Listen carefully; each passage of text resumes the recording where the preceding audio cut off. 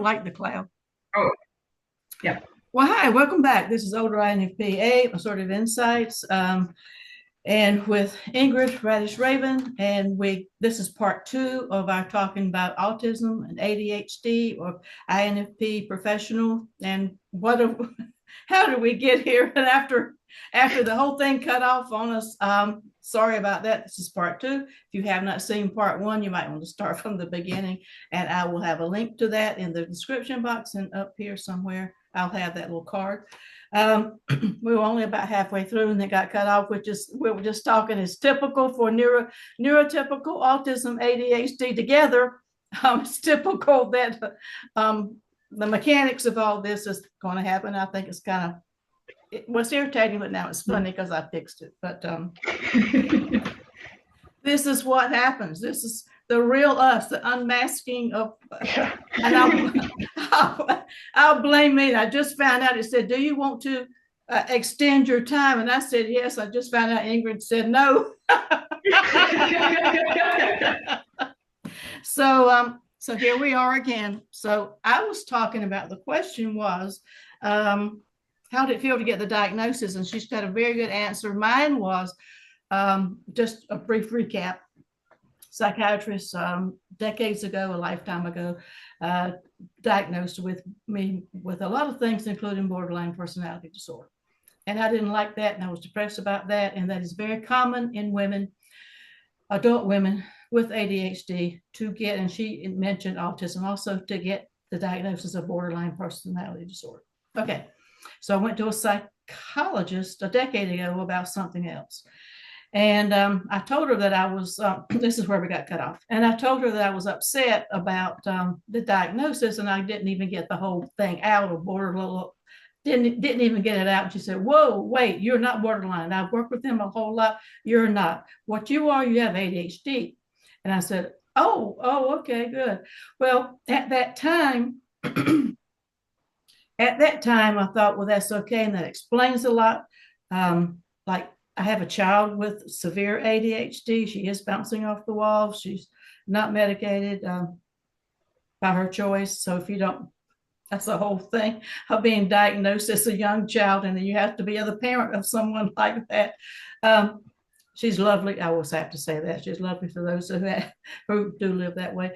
And about half my family on my mother's side have ADHD. So it wasn't, I felt kind of relieved, like, I'm really not crazy like I've been called when I was little. And it explained a lot. And so I went with that until recently.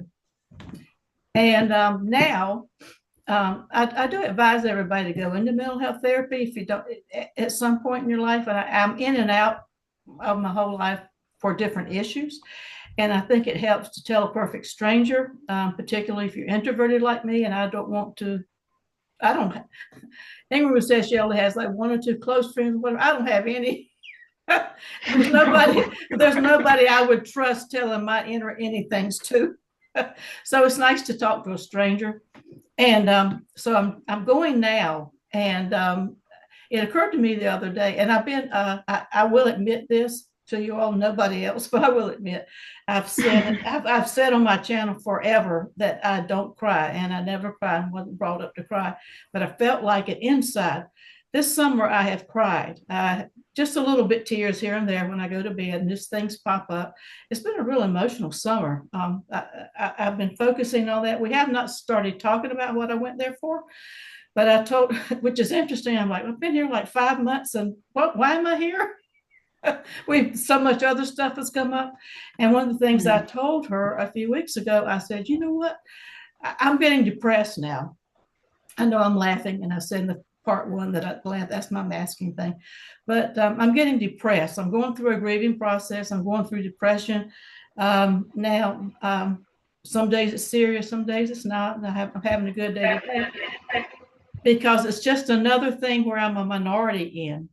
Like, I'm 10% here, and I'm 6% there, and I'm 4% there. And I'm like, am I ever going to fit in anywhere? I'm 75. I mean, I'm like, I've got my whole life behind me, except for the few bit. Hopefully as many years as Ingrid is right now. She's got that much ahead of her. I've got that much behind me. And I'm like, am I ever going to fit in? And right now I'm going through that grieving process. Doesn't look like it, but I am. And I'm like, it's not like, why me? It's like, oh God, it's another thing.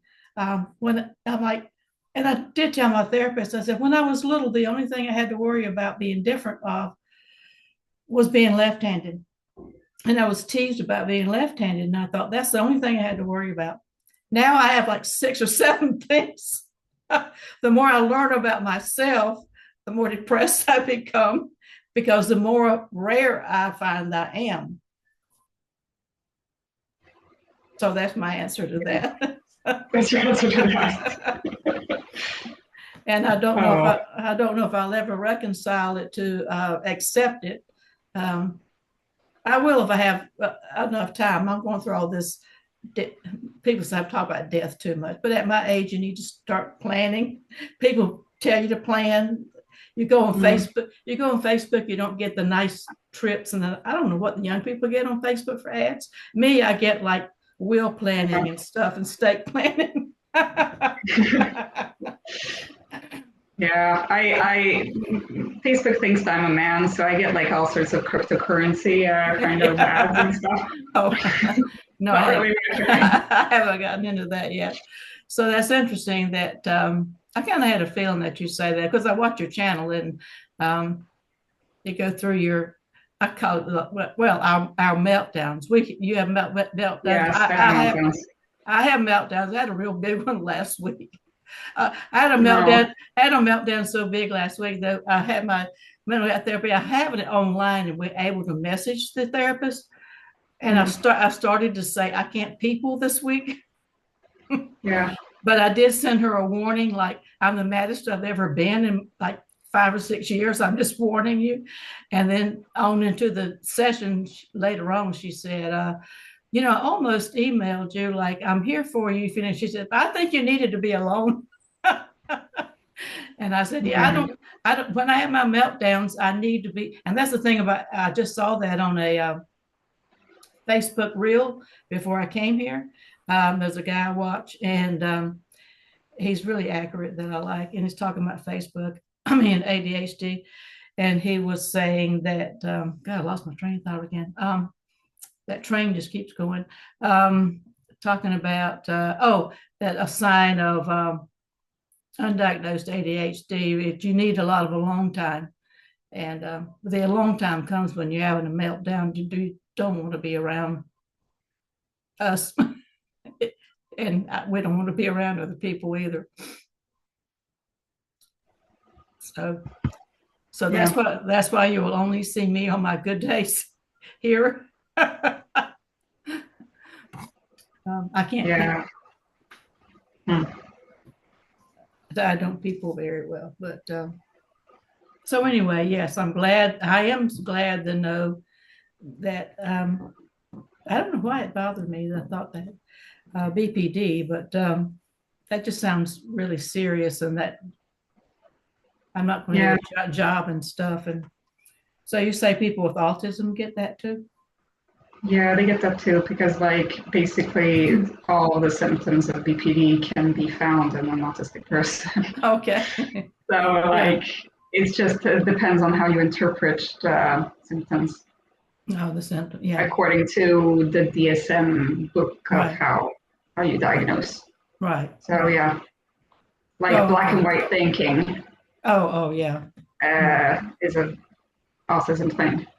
But also a BPD thing. So, I think one of the main things that gets it, the BPD and the ADHD thing is unstable relationships.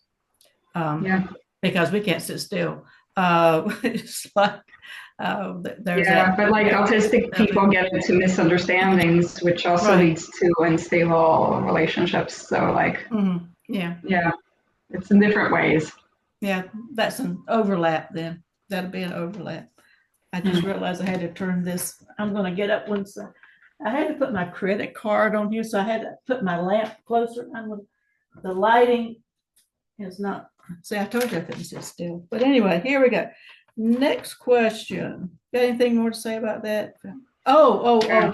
Oh, I did have one. I feel more alien. Yeah, I feel more alienated from the general population and community. I don't feel like I have a community.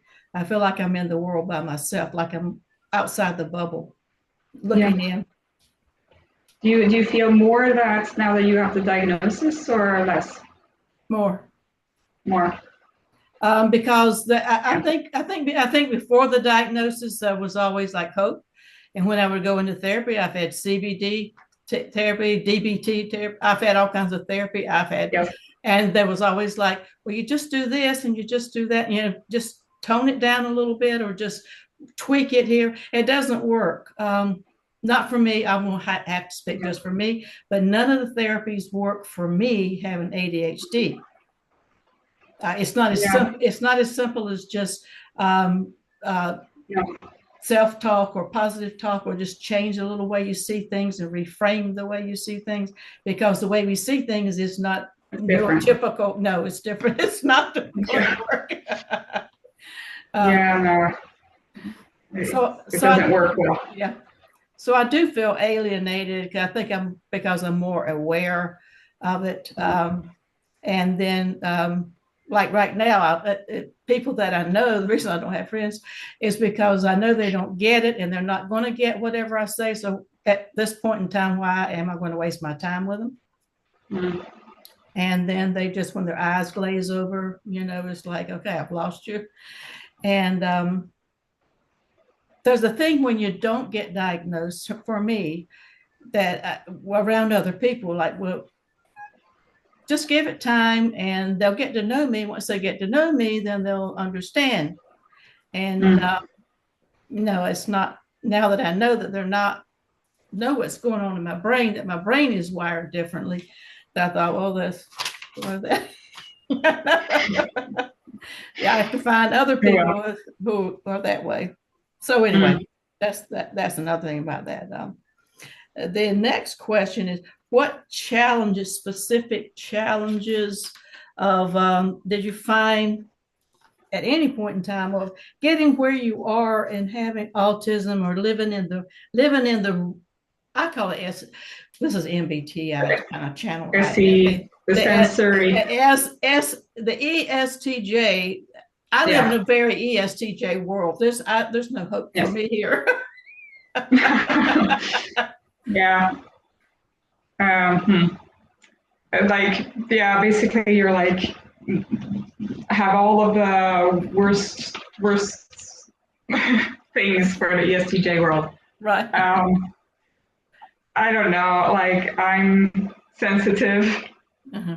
and yeah, I get tired real fast Yeah. and yeah, I don't know, it sucks.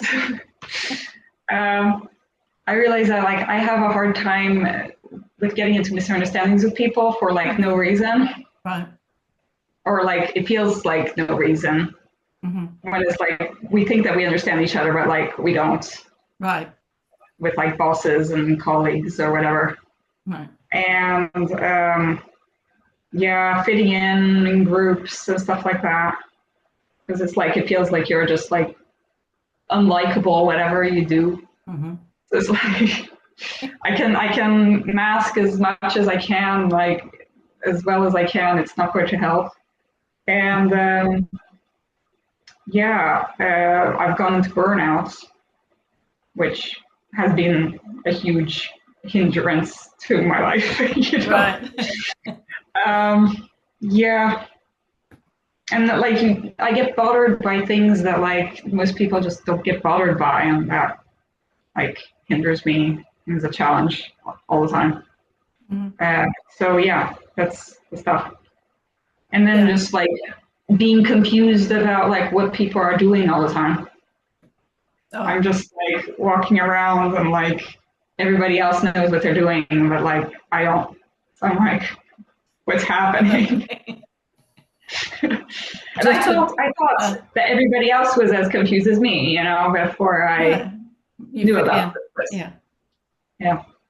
Oh, okay. Well, that's interesting that you walk around not knowing what people are doing and what they're.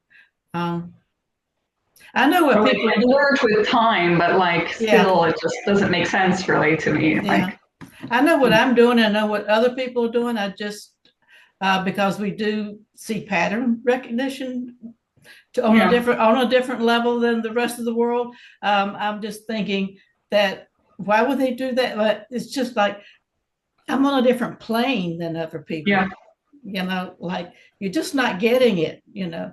And then yeah, and the challenges for me is like not being understood, mm, that understanding, and I get the most hate, the shade thrown my way. I can use that younger words. Throwing shade. the Gen Z. Yeah, Okay. the Gen Z throwing shade my way. I get it the most actually when I am trying my best to follow directions. And I'm like, I do better when I just am me and I get in Yeah. trouble. It's like Mm, for instance, I live in an apartment. I live in senior apartments. We have to be recertified to live here every year. Last year, the manager decided to yell. She finds reasons to yell at me. I think she wants me gone because I come up with things that that shows her she doesn't know the answer to, and she's not that yeah. competent in her job. So Mm, I'm trying to understand. I have to understand yes. why I'm doing something before I do it. So Yeah. we fill out the forms last year. She always does it in August. Well, she forgot me last year. And so in September, I inquired and she yelled at me, literally yelled at me for not reminding her that she told me it was my job. So that's how she does things. She gaslights. And so Yeah. it's now my job. So this year, filled out the form. It's all online now. So I filled it out online. It's been a month. So I inquired with her a follow up because last year it was my job to figure it out. So this year I Mhm. go to her following Yeah. directions and she yells at me, "We're not doing it like that." Yeah. So, No, so I don't. I never get it right. It's No, like, you never get it right. It's just like it's always going to be wrong, whatever you do. yeah. I relate. So I'm like, okay, last year Yeah. you told me to do this, and now this year we're doing something else. And then she said, "You're the most proactive person of any resident we have in all of our properties, which is 800 and so." And Yeah. No. I I'm mean, like, I got into a similar situation just last week where, like, a doctor at my work, like, I'm learning new stuff because I'm at the hospital right now. So I'm like, it's almost yeah, like I have a new job. yeah. And then, like, the doctor tells me, oh, well, just write this on this patient. And Mm-hmm. then the secretary writes to me like an angry email, like, you Yeah. can't do that. This is the way that you're supposed to do it. And I'm like, well, I've talked to like the senior doctor who I'm supposed to be listening to. Right. And it's like, so now I have two people who are angry at me because it's like, Right.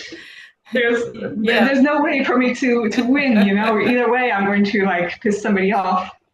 And well, so And then people wonder why doesn't make sense.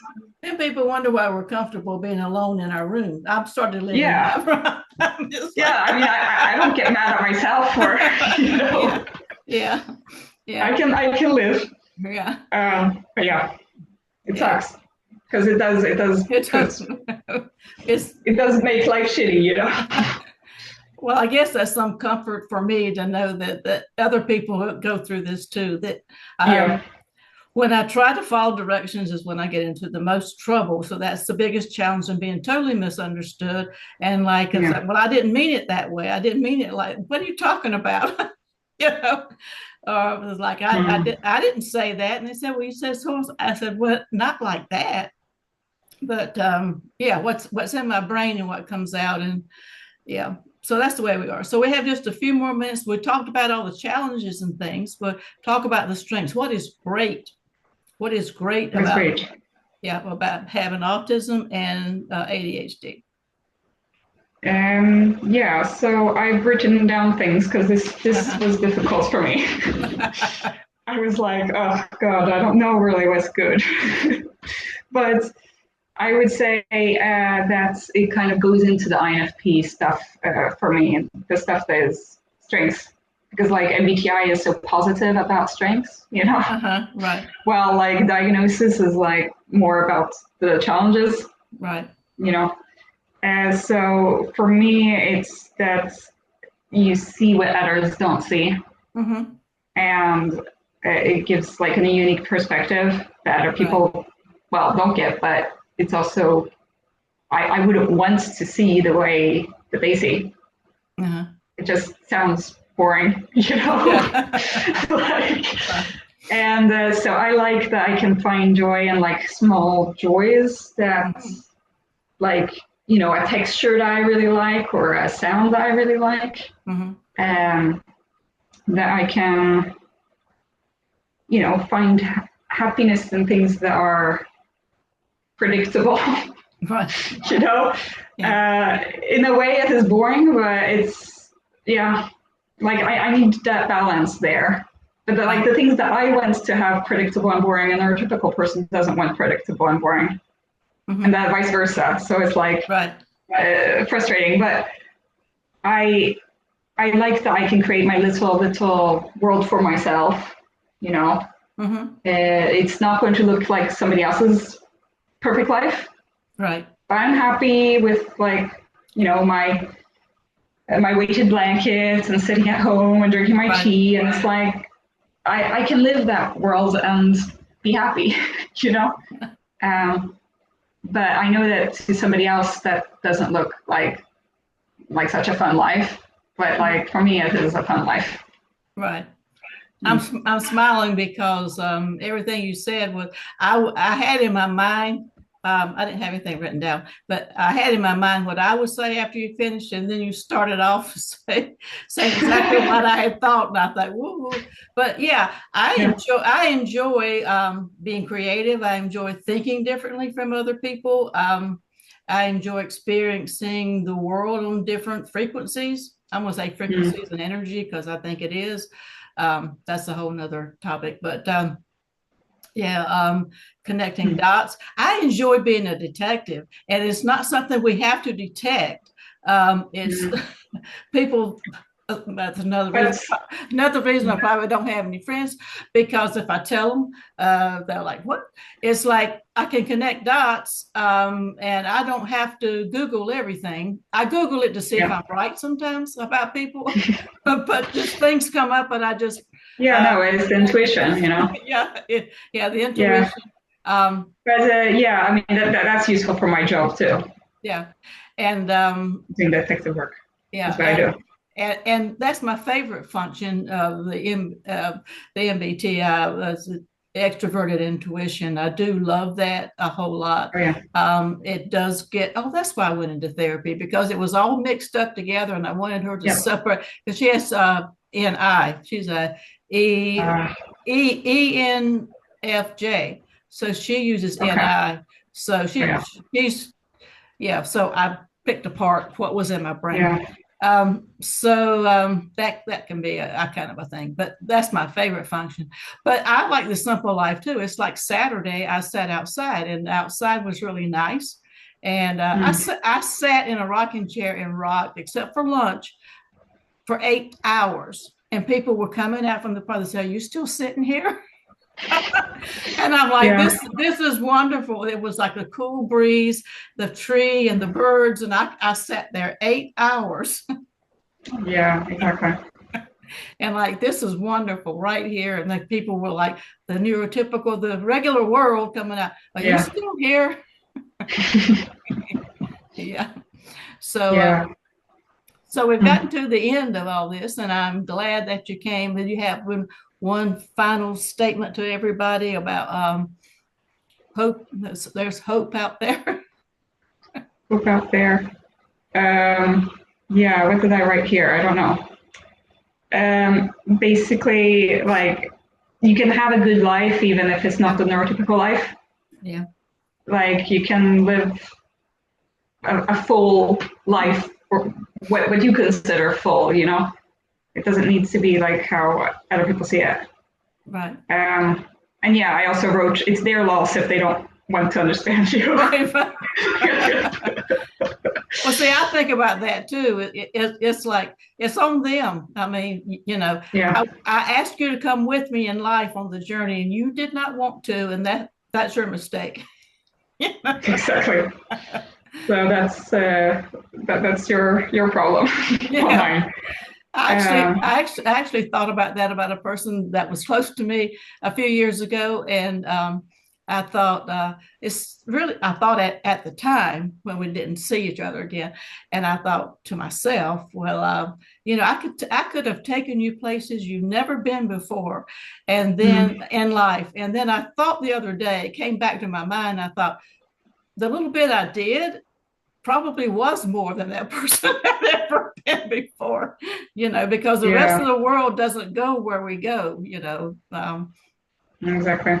physically, mentally, or anything. But yeah, I appreciate the talk. Anybody has comments down below? I will have a link to Radish Raven's channel if you're not already there. Don't know who in the world is. I mean, I don't know who's going to be watching. I don't know what YouTube does. I don't know what YouTube does with my channel anymore. I don't know either. The algorithm is just whatever. It's better. Yeah, but this will be premiere. Like I said, put your comments below if you have questions. Put who the questions to, and I will make sure that Ingrid Radish Raven gets hers, tag her, and for me, and we'll answer that, and maybe some ideas for future.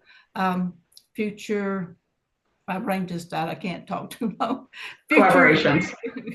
Future collaboration necessary, but for future videos, because I'm going to do a lot. I'm just ready to go again. And we can do that again. Yeah, I'm going to be doing this kind of thing forever and not my insights, because my insights did burn me out. So this is more fun. This is fun. So I'm glad you came. I'm glad we got to talk. All the mishaps, it just shows you how we live in real life. Yeah. And it's all fun. So I appreciate you being here. And where's the... Thank you.